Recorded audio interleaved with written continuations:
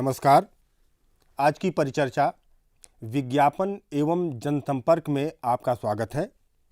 इस विषय के अंतर्गत हम विज्ञापन की परिभाषा, उद्देश्य, माध्यम, प्रकार और बाह्य यानी आउटडोर माध्यम पर चर्चा करेंगे।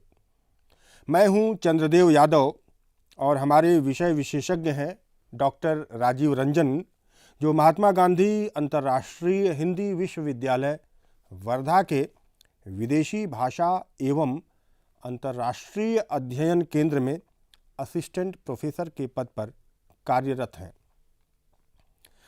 डॉक्टर राजीव रंजन कई वर्षों से हिंदी साहित्य से संबंधित विषयों पर लेखन कार्य कर रहे हैं। इस प्रकरण में आज जिन बिंदुओं पर चर्चा की जाएगी वे हैं विज्ञापन की परिभाषा, उद्देश्य और उपादेयता, विज्ञापन के माध्यम, समाचार पत्र, पत्रिकाएं, रेडियो, टेलीविज़न, इंटरनेट, विज्ञापन के प्रकार, वाणिज्यिक, सामाजिक, सांस्थानिक एवं वित्तीय, विज्ञापन के बाह्य माध्यम। सबसे पहले विज्ञापन की परिभाषा पर विचार करते हैं।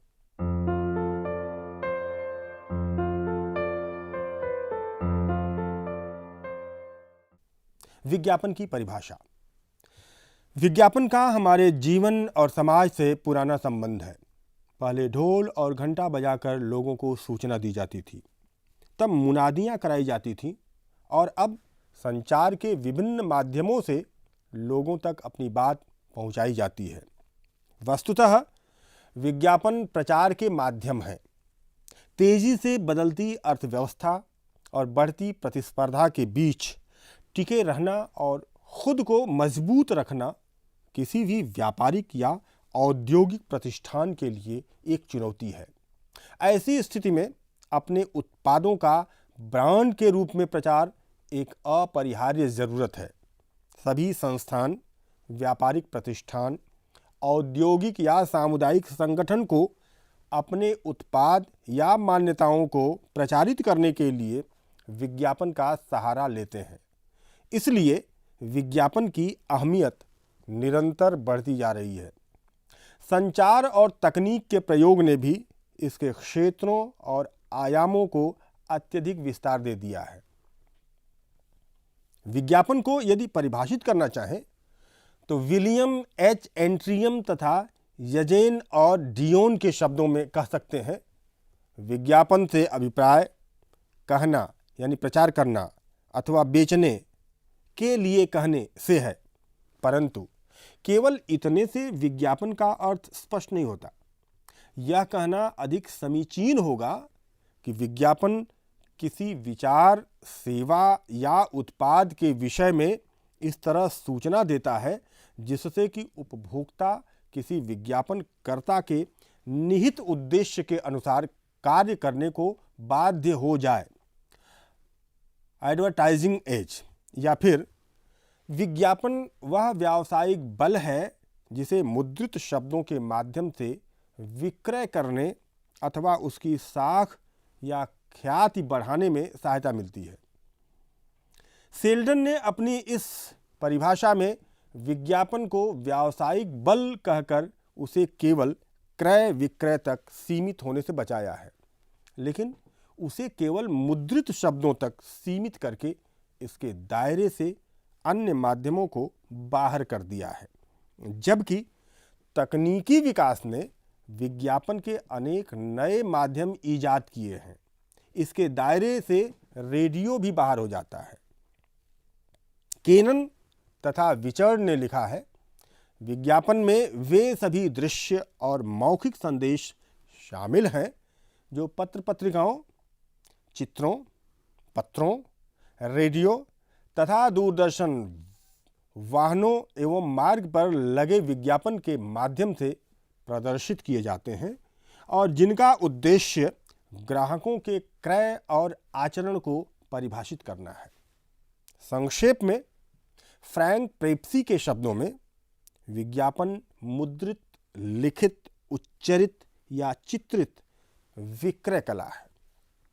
ई लिटिल फील्ड तथा C.A. किर्कपैट्रिक ने भी विज्ञापन को एक जन संप्रेषण मानते हुए उसे उपभोक्ता को राजी करने और लाभ कमाने का जरिया माना है। विज्ञापन उपभोक्ताओं को उत्पाद खरीदने के लिए राजी करने का जन संप्रेषण है जिससे अधिकतम डॉलर का लाभ हो। अमेरिकन मार्केटिंग एसोसिएशन ने भी आर्थिक पक्ष को ही अधिक महत्वपूर्ण माना है। विज्ञापन एक सुपरिचित माध्यम से अपने विचारों, वस्तुओं की सेवाओं को अवैयक्तिक रूप से प्रस्तुत करने या आगे बढ़ाने का भुगतान किया हुआ प्रकार है। वह इसमें केवल वस्तुओं या सेवाओं का प्रचार ही नहीं देखता, बल्कि उसके बदले भुगतान को भी आवश्यक मानता है। इन परिभाषाओं की कमी यह है कि इनमें विज्ञापन को एक सीमित दायरे में देखा गया है। इनके लिए विज्ञापन का अर्थ केवल उत्पादों या सेवाओं की बिक्री द्वारा आर्थिक लाभ की प्राप्ति और उसके लिए आर्थिक भुगतान तक ही सीमित है।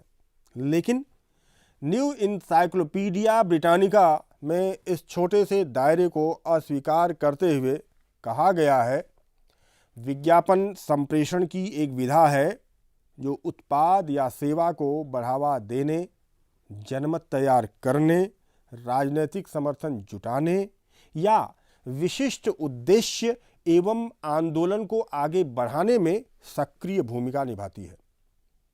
अर्थात विज्ञापन द्वारा किया जाने वाला संप्रेषण सोद्देश्य होता है।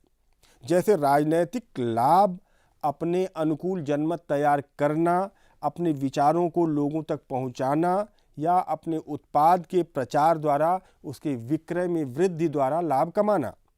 इसकी पुष्टि एल्बर्ट फ्रे की इस मान्यता से भी होती है कि विज्ञापन का अर्थ व्यक्तियों को किसी वस्तु, ब्रांड, सेवा, संस्था, विचार या विचारधारा से परिचित कराने या उसे अपनी ओर आकर्षित करने के लिए दृश्य या शब्द संदेश लिखने और उसे प्रसारित करने से है।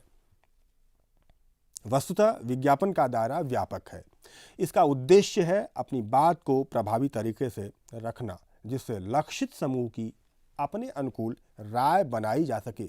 यह राय किसी उत्पाद, विचार, आदर्श या सामाजिक राजनीतिक लक्ष्य के प्रति हो सकता है और इसके माध्यम भी वाचिक, मुद्रित, टीवी, इंटरनेट या अन्य हो सकते हैं।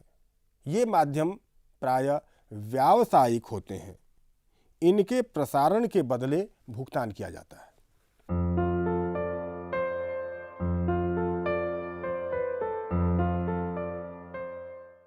विज्ञापन के उद्देश्य। विज्ञापन की इन परिभाषाओं को देखने से स्पष्ट पता चलता है कि विज्ञापन का पहला और अनिवार्य उद्देश्य है लाभ। यह लाभ आर्थिक भी हो सकता है और जनमत निर्माण से सामाजिक राजनीतिक लाभ भी।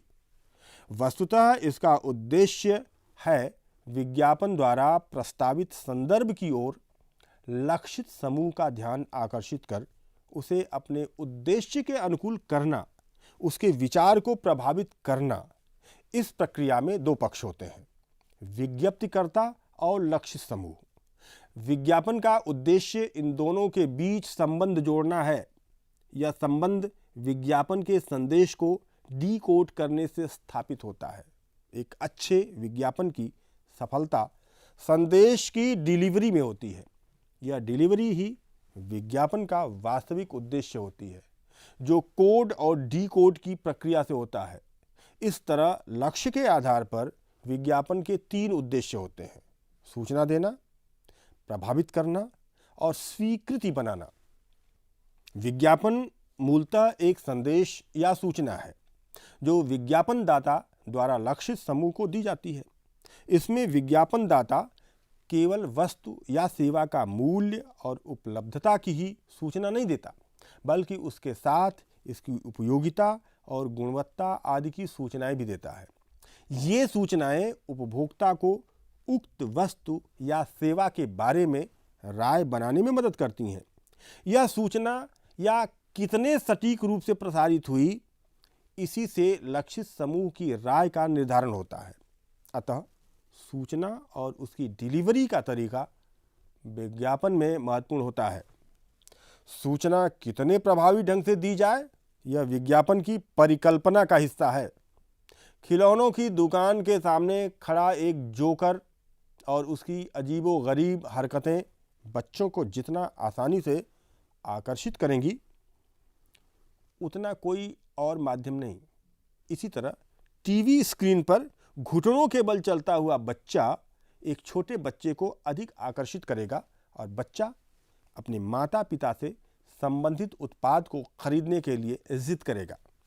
इसी तरह टूथपेस्ट के प्रचार में डॉक्टर के परिधान में किसी मॉडल का प्रयोग और एक डेंटिस्ट के रूप में उसकी विज्ञापनकर्ता ब्रांड के टूथपेस्ट के इस्तेमाल की उसकी सलाह किसी अन्य माध्यम से किए गए विज्ञापन से अधिक प्रभावी होगी। लक्षित समूह इस टूथपेस्ट का प्रयोग करने के लिए प्रेरित होगा। इसका अर्थ हुआ कि संदेश का तरीका प्रभावी था, जो सही तरीके से डीकोड भी हो गया। विज्ञापन में इस प्रभाव कुशलता की भी जरूरत होती है। संदेश और उसके माध्यम का उद्देश्य होता है स्वीकृति बनाना या लक्षित समूह को अपने उत्पाद को खरीदने के लिए तैयार करना। यह विज्ञापन का अंतिम और महत्वपूर्ण उद्देश्य है। कोई विज्ञापन अपने उद्देश्य में कितना सफल है, इसका निर्धारण इसी बात से होता है कि वह लक्षित समूह के कितने लोगों को अपने अनुकूल कर लेता है और उन्हें विज्ञापनकर्ता के उद्देश्य से जोड़ पाता है। एक सफल विज्ञापन श्रोता, पाठक या दर्शक के दृष्टिकोण में सकारात्मक परिवर्तन लाकर उसमें उत्पाद के प्रति रुचि या आकर्षण पैदा कर उसे स्वीकार्य बनाता है। यह केवल व्यावसायिक संदर्भ तक सीमित नहीं, बल्कि व्यावसायिक घेरे से बाहर भी होता है। संदर्भ के अनुसार विज्ञापन के अन्य उद्देश्य भी हो सकते हैं, जैसे व्यावसायिक, सामाजिक, शैक्षिक, राजनीतिक आदि। व्यावसायिक दृष्टि से विज्ञापन का पहला उद्देश्य है आर्थिक लाभ अर्जित करना। यह लाभ किसी एक उत्पाद या सेवा के लिए भी हो सकता है और पूरी उत्पादक इकाई को ब्रांड बनाने से भी। इसमें बिक्री बढ़ाना और बाजार में प्रतिष्ठा बढ़ाना दोनों उद्देश्य शामिल हैं। बाजारीकरण के दौर में बाजार में एक ब्रांड के रूप में प्रतिष्ठा स्थापित करना उत्पादकों के लिए बहुत महत्वपूर्ण है। विविधता से भरे बाजार में अपनी एक अलग पहचान बनाना व्यापार की अनिवार्य शर्त हो गई है। इसका प्रभाव स्थानीय टीवी चैनलों और सिटी रेडियो पर देखा जा सकता है। स्थानीय उत्पादक और विक्रेता भी अपने प्रतिष्ठान को एक ब्रांड के रूप में पहचान दिलाने की होड़ में दिखाई देते हैं। वर्तमान दौर में उत्पादक और व्यवसायी नित्य नए बाजार की तलाश में है। उत्पादकों और उत्पादों की बाजार में बढ़ती भीड़ ने एक प्रतिस्पर्धा खड़ी कर दी है। एक देश या क्षेत्र के बाजार तक सीमित रहना मुनाफे का काम नहीं है। उसके लिए बाजार की विविधता और विस्तार आवश्यक है। विज्ञापन नया बाजार तैयार करने में मदद करते हैं। इसके द्वारा नए बाजार में पैठ बनाना आसान है। संक्षेप में, विज्ञापन का व्यावसायिक उद्देश्य है आर्थिक लाभ। बाजार तलाशना, बिक्री बढ़ाना या ब्रांड बनाना तो उसके छोटे छोटे चरण भर हैं। सामाजिक संदर्भ में विज्ञापन का उद्देश्य समाज को जागरूक करना या जनमत निर्माण करना है। जैसे जहां सोच वहां शौचालय के द्वारा समाज को जागरूक कर स्वच्छता अभियान की सफलता के लिए जनमत तैयार किया जा रहा है। इसी तरह छोटा परिवार सुखी परिवार, बेटी बचाओ, 2 बूंद जिंदगी की, जागो ग्राहक जागो जैसे विज्ञापनों से समाज को जागरूक करने और संबंधित अभियानों के पक्ष में जनमत तैयार करने में सहायता मिलती है। इनका उद्देश्य जनता को प्रेरित करना या शिक्षित करना है। इन सरकारी विज्ञापनों के अतिरिक्त कुछ गैर सरकारी सामाजिक विज्ञापन भी हो सकते हैं, जिसमें किसी कार्यक्रम के समय, स्थान आदि का विवरण या सूचना दी जाती है। विज्ञापन के राजनैतिक उद्देश्य का सीधा संबंध जनमत निर्माण से है। विभिन्न संचार माध्यमों से भिन्न भिन्न राजनैतिक दल या उनके प्रतिनिधि अपनी बातों को विज्ञापन द्वारा जनता तक पहुंचाते हैं और उसके द्वारा अपने पक्ष में जनमत तैयार करते हैं।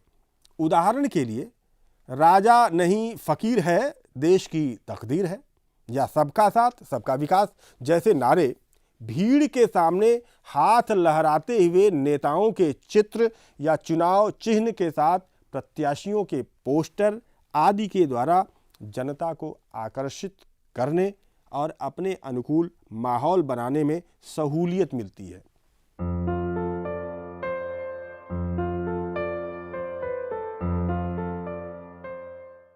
विज्ञापन की उपादेयता। विज्ञापन की उपादेयता बहुआयामी है। इससे उत्पादक और उपभोक्ता दोनों को लाभ होता है। यह हमारे आर्थिक और सामाजिक हितों को भी प्रभावित करती है।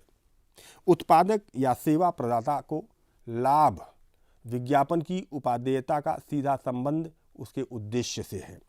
आज जबकि हम एक अर्थ प्रधान समय में जी रहे हैं, तब हमारे आर्थिक हितों की सुरक्षा और उसका विस्तार एक बड़ा लक्ष्य है।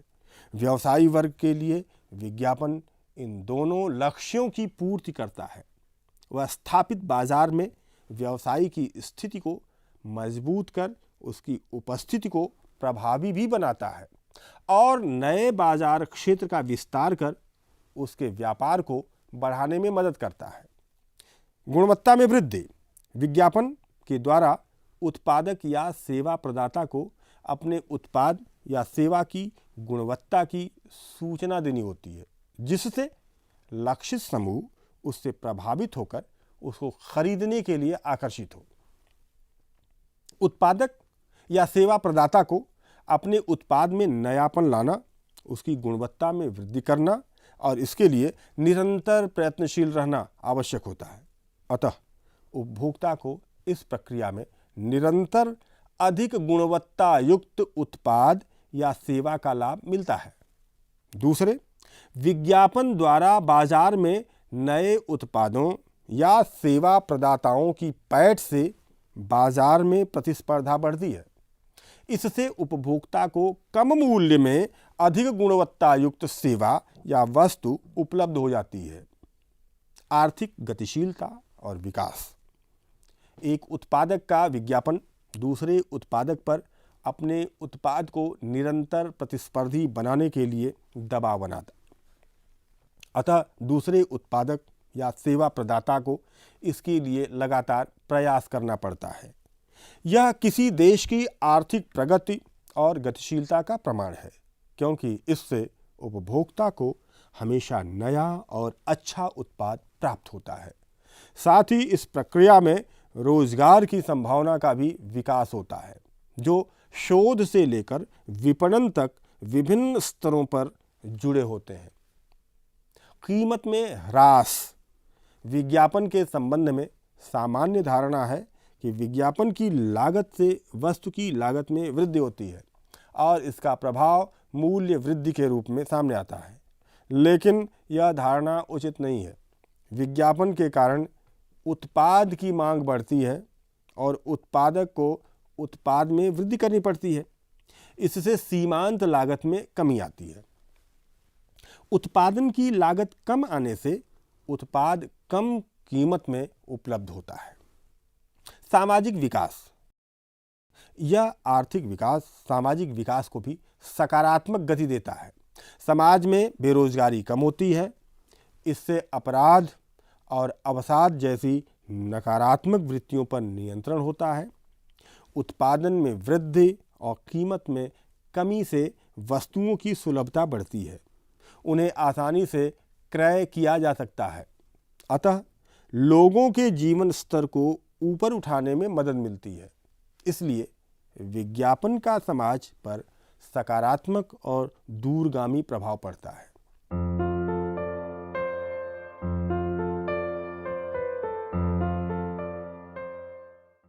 विज्ञापन के माध्यम।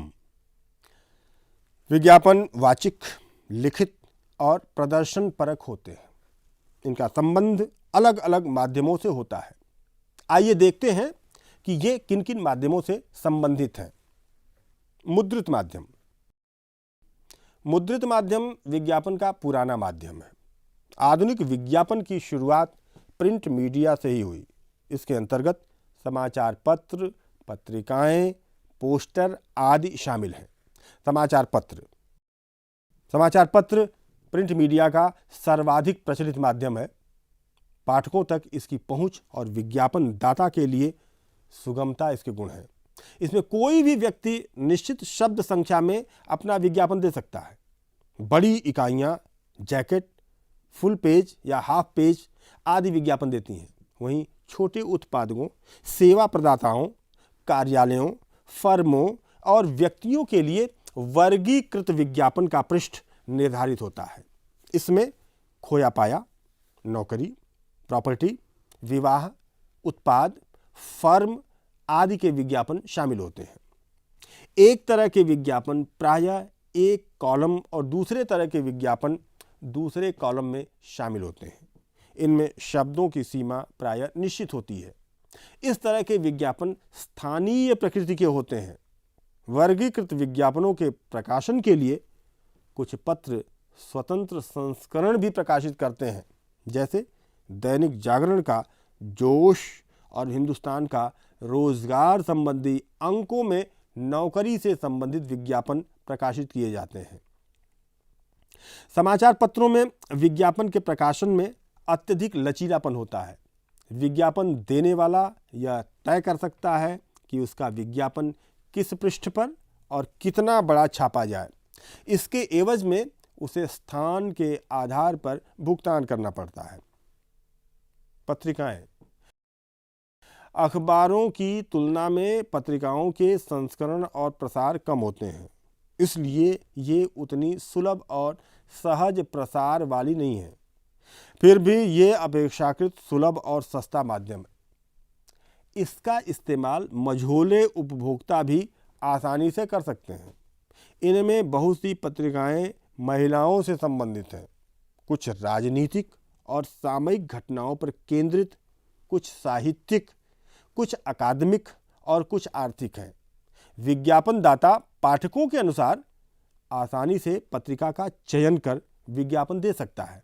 जैसे सौंदर्य प्रसाधन संबंधी विज्ञापन के लिए महिला केंद्रित पत्रिका अधिक उपयुक्त है। अखबार और पत्रिकाओं के विज्ञापन दीर्घकालिक प्रभाव वाले होते हैं। इसमें इलेक्ट्रॉनिक माध्यमों की तरह समय की सीमा नहीं रहती। इसलिए सबसे पुराना माध्यम होने के बावजूद प्रिंट माध्यम आज भी प्रासंगिक है। रेडियो श्रव्य माध्यम है। इसमें ध्वनि, लय और संगीत का विशेष महत्व है। इनका प्रभाव श्रोता के मस्तिष्क पर अधिक स्थायी होता है।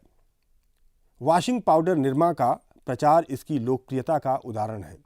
इस प्रचार ने निरमा को इतना लोकप्रिय बनाया कि भारत के देहातों में निरमा वॉशिंग पाउडर का पर्याय बन गया। प्रसार की दृष्टि से यह समाचार पत्र और पत्रिकाओं से अधिक व्यापक है, लेकिन विज्ञापन दाता की सुलभता की दृष्टि से इसका दायरा सीमित है। टेलीविजन के आने के बाद विज्ञापन के क्षेत्र में बहुत तेजी से बदलाव आए। इसने छवि, ध्वनि और संगीत का ऐसा मिलाजुला प्रभाव पैदा किया कि विज्ञापन की दुनिया ही बदल गई। भारत में विज्ञापन का कुल 41% टेलीविजन के माध्यम पर खर्च होता है। इसमें अद्भुत प्रभाव क्षमता है। यह कभी कभी सम्मोहन की हद तक आकर्षक होता है। जैसे चॉकलेट का विज्ञापन देखकर किसी बच्चे का ललचाना या किसी गाड़ी का विज्ञापन देखकर उसे खरीदने की इच्छा जागना आदि। लेकिन यह महंगा और खर्चीला माध्यम है। इंटरनेट। संचार माध्यम के रूप में इंटरनेट एक उभरता हुआ क्षेत्र है। भारत में इसका प्रयोग अभी सीमित है, लेकिन विज्ञापन के लिए इसके प्रयोग में तेजी आई है। नेट आधारित विज्ञापन के कई रूप हैं, जैसे व्हाट्सएप, फेसबुक आदि। सामाजिक नेटवर्किंग साइटों पर सूचनाओं का प्रसार एक सीमित समूह में विज्ञापन का अच्छा माध्यम हो सकता है, लेकिन इसके विस्तृत रूप के लिए विभिन्न वेबसाइटों को उसे चलाने वालों से संपर्क कर अपनी सूचना का लिंक डालना होगा, जो किसी चित्र, वीडियो या लिखित रूप में हो सकती है। इस तरह के विज्ञापनों की सुविधा यह है कि हर वेबसाइट का एक खास लक्षित समूह होता है और इसलिए विज्ञापन दाता को अपने लक्षित समूह को ध्यान में रखकर वेबसाइट का चयन करना होता है। इधर ऑनलाइन शॉपिंग साइटों ने विज्ञापन बाजार को एक नए तरह का प्लेटफॉर्म उपलब्ध करा दिया है।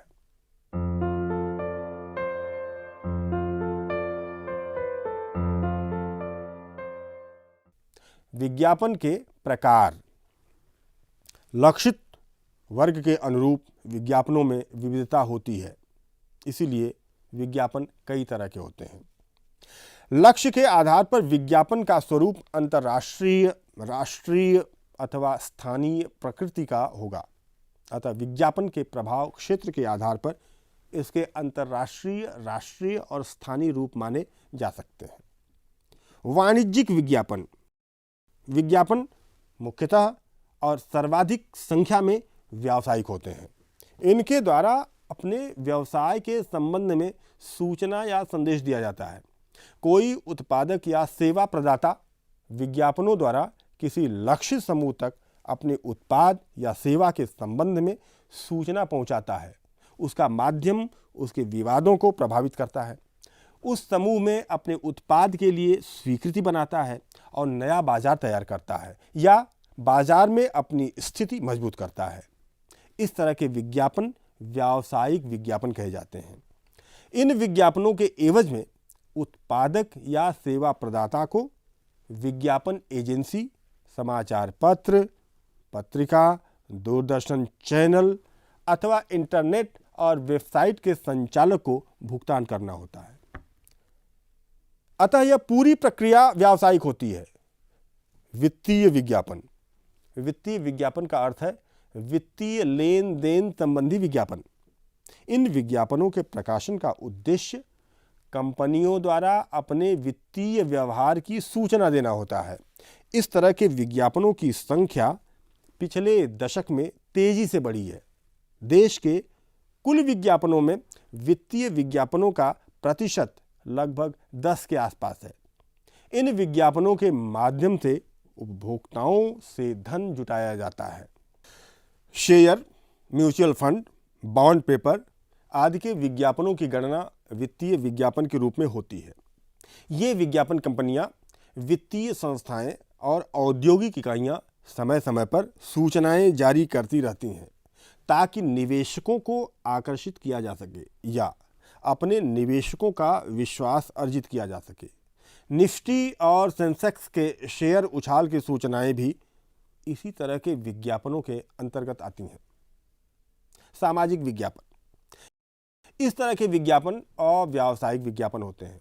इनका उद्देश्य सामाजिक जागरूकता फैलाना होता है।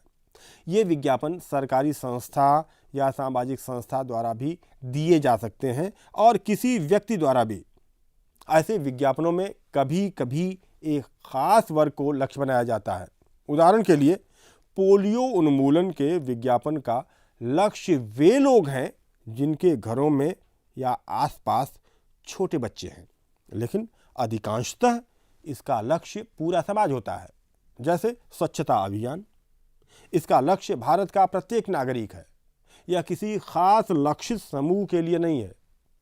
इस तरह के विज्ञापनों का प्रकाशन सामान्यतः सरकारों द्वारा जनहित में जागरूकता लाने के लिए कराया जाता है।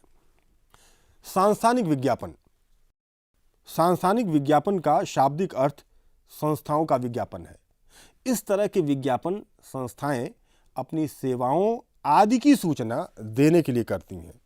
ये संस्थाएं सरकारी या गैर सरकारी दोनों हो सकती हैं। इस तरह के विज्ञापनों का प्रयोग अपनी संस्था के प्रचार प्रसार के लिए किया जाता है। वर्तमान में शिक्षा जगत के निजी संस्थानों के विज्ञापन इसके अच्छे उदाहरण हैं। इन विज्ञापनों में अपनी संस्था के भवन से लेकर सुविधाओं, संकाय सदस्यों, कार्यक्रमों और प्लेसमेंट तक की सूचनाएं दी जाती हैं। इस तरह के विज्ञापन सांस्थानिक विज्ञापन होते हैं। इसके अतिरिक्त प्रवेश एवं रोजगार संबंधी सूचनाएं आदि भी सांस्थानिक विज्ञापनों का हिस्सा हैं।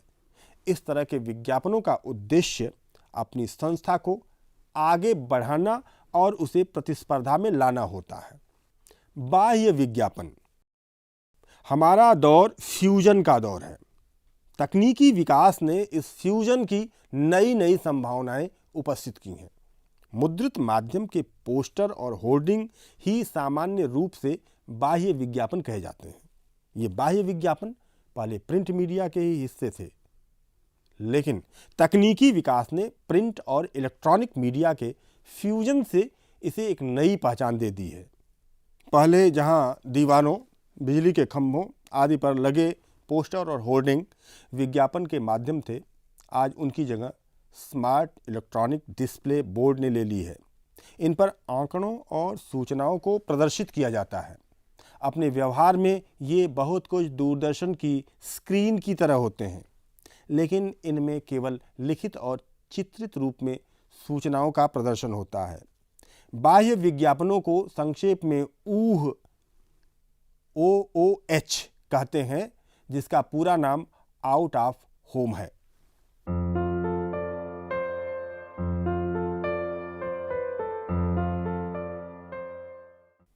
सारांश।